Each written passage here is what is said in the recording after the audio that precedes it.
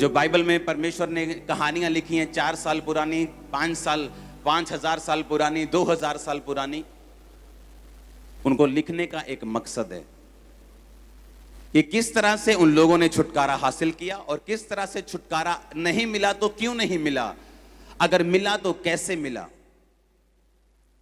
Hallelujah. Bible कहती है रूत जो परमेश्वर को मानने वाली मुआबिन थी, नियोमी की बहू थी। नियोमी जिसका पति मर गया, उसके दोनों बच्चे मर गए क्योंकि उन्होंने परमेश्वर के घर को, उसकी प्रेजेंस को छोड़कर मोआब देश में चले गए जब उनको अकाल का सामना करना पड़ा। इसको अगर पूरा सुनना है तो आप सुबह के वचन को सुनेंगे, आपको पूरा मालूम होगा। और बाइबल कहती है जब वो वापिस अपने देश में आई, जब रूत ने कहा कि मैं तेरे साथ चलूंगी क्योंकि परमेश्वर यहोवा मेरी जिंदगी से दूर हो जाएगा अगर मैं अपने देश वापिस चली जाऊंगी मेरे पति मरने के बाद, लेकिन उसने फैसला किया कि वो आगे जाएगी और अपनी जिंदगी परमेश्वर के साथ बिताएगी। उसने कहा सिर्फ मौत ही है जो तुझे मुझसे अलग कर सकेगी और कोई चीज अलग नहीं कर सकेगी। तो पहला पॉइंट ये है, अगर आपको डिलीवरेंस चाहिए और ऐसी चाहिए जिसे कोई इंसान आपको डिलीवर नहीं कर सकता, वो छुटकारा जो अभी हमने टेस्टिमनी सुनी, जो डॉक्टर जो परमेश्वर ने खड़े किए हैं, वो हॉस्पिटल जो परमेश्वर ने बनाए हैं, लेकिन कई बार परमेश्वर चाहता है कि वो भी काम ना कर पाए ताकि परमेश्वर बता सके कि जो काम वो नहीं कर सकते मैं वो कर सकता हूं। हालेलुया। वो छुटकारा जो आपका हस्बैंड आपका नहीं कर सकता, वो छुटकारा जो आपका बाप जो आपसे अपनी जान से ज्यादा प्यार करता है वो आपका नहीं कर सकता, वो छुटकारा जो आपकी मां नहीं कर सकती, वो छुटकारा जो आपके बच्चे आपका नहीं कर सकते। आपके साथ रो सकते हैं, हंस सकते हैं, आपको अच्छे बेस्ट हॉस्पिटल्स में ले जा सकते हैं, आपके साथ अच्छे से अच्छा कर सकते हैं, लेकिन छुटकारा नहीं कर सकते।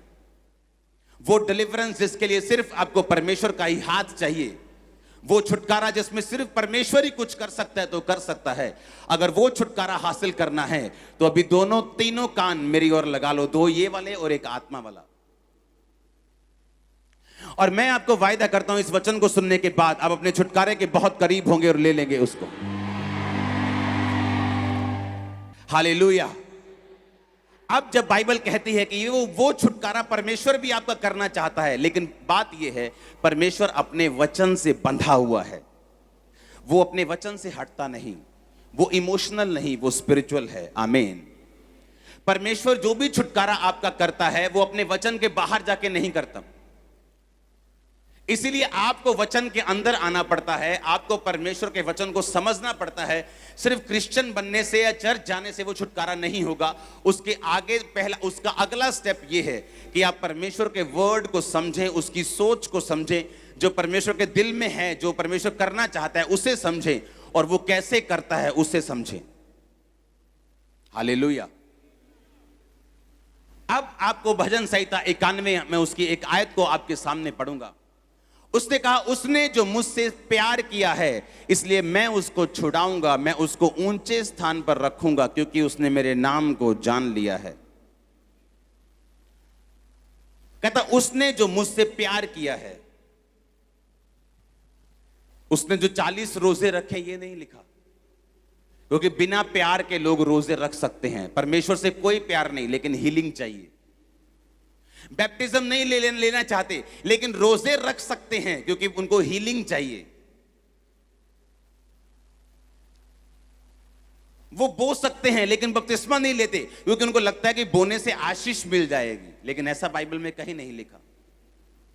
लेकिन एक व्यक्ति जो परमेश्वर से प्यार करता है वो रोजे भी रखता है, वो बोता भी है, वो प्रार्थना भी करता है, अड़ा और खड़ा भी रहता है। और परमेश्वर ने कहा उसने जो मुझसे प्यार किया है मैं उसको छुड़ा लूंगा, मैं उसको ऊंचे स्थान पर रखूंगा क्योंकि उसने मेरे नाम को जान लिया है।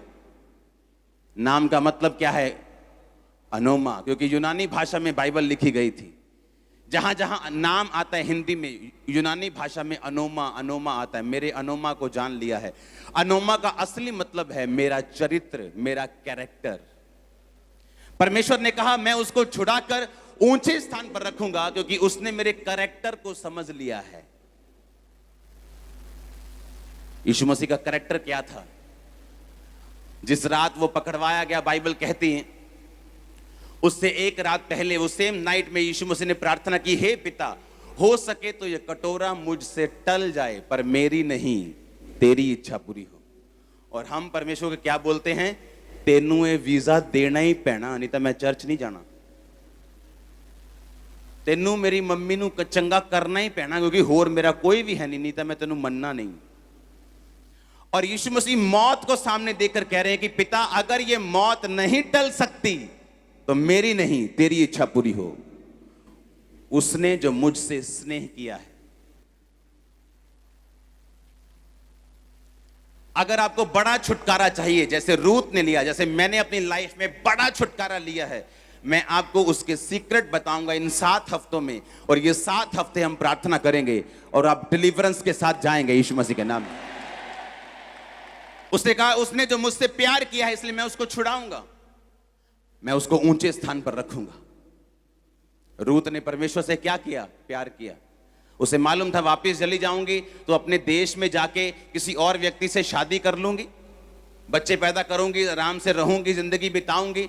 लेकिन अगर इस बूढ़ी सास के साथ जाऊंगी तो कोई शादी नहीं होगी, बूढ़ी सास को पालना पड़ेगा, अपना भी पेट पालना पड़ेगा, सारी उम्र दुखी रहना पड़ेगा। पर एक बात है, यहां परमेश्वर यहोवा की आराधना करनी संभव होगी। लेकिन अगर मैं अपने देश चली गई तो वो जहां वो रहती थी वहां लोग यहोवा की आराधना नहीं करते थे। परमेश्वर उस जाति से नफरत करता था, क्योंकि मोआब जाति व्यभिचार से पैदा हुई थी। वो बाप और बेटी के व्यभिचार से पैदा हुई थी। परमेश्वर नफरत करता था उनसे। और अब बाइबल कहती है, उसने जो मुझसे प्यार किया है मैं उसको छुड़ाऊंगा। आपने सौदा किया है कि प्यार किया है? ये तो सौदा है कि मैं 40 रोजे रखूंगा तो मुझे चंगा करेगा, मैं ये अंगीकार करूंगा और तुझे ये करना पड़ेगा, मैं चर्च जाऊंगा और तुझे मेरी ब्लेसिंग मुझे रिलीज करनी होगी। ये सौदा है, ये प्यार नहीं। और ये बात परमेश्वर ने मुझे सालों में सिखाई, हर साल सिखाई। रो रो कर, पीट पीट कर मैंने सीखी, खिज खिज कर, दुखी होकर मैंने सीखी है कि मुझे परमेश्वर से प्यार करना होगा, मेहनत करनी है, लेकिन वो मेहनत प्यार के बाद आनी चाहिए, उससे पहले नहीं। हालेलुया। और बाइबल कहती है, मैं आपको उस आयत को पढ़ाऊंगा। हम पढ़ेंगे रूत 4 उसकी 13 आयत से। ये सुबह नहीं था, ये अभी है, आपके वचन आपके सामने। उसका सेकंड पार्ट, रूत की पुस्तक, उसका 4 बाब, उसकी 13 आयत को मैं पढ़ूंगा। तब बोअज ने रूत से विवाह कर लिया और वह उसकी पत्नी हो गई। और जब वह उसके पास गया तो यहोवा की दया से उसको गर्भ रहा और उसके बेटा उत्पन्न हुआ। तब स्त्रियों ने नयोमी से कहा, यहोवा धन्य है जिसने तुझे आज छुड़ाने वाले रिश्तेदार के बिना नहीं छोड़ा, और इज़राइल में उसका नाम बड़ा हो। और ये तेरे लिए जी में जी ले आने वाला और तेरे बुढ़ापे में पालने वाला हो, क्योंकि तेरी बहू जो तुझसे प्रेम रखती और 7 बेटों से भी तेरे लिए श्रेष्ठ है, उसी का ये बेटा है। तब नयोमी उस बच्चे को अपनी गोद में रखकर उसकी धाई का काम करने लगी। और उसकी पड़ोसिनों ने ये कहकर नयोमी के एक बेटा उत्पन्न हुआ है, लड़के का नाम ओबेद रखा। यिशै का पिता और दाऊद का दादा वही हुआ। आमीन। अब आपको ध्यान से समझना है। लोगों ने नयोमी से कहा कि परमेश्वर धन्य है, उसने तेरे जी में जी वापिस किया है।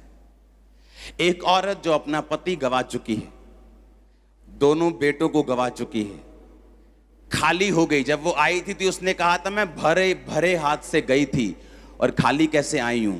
छूछे हाथ।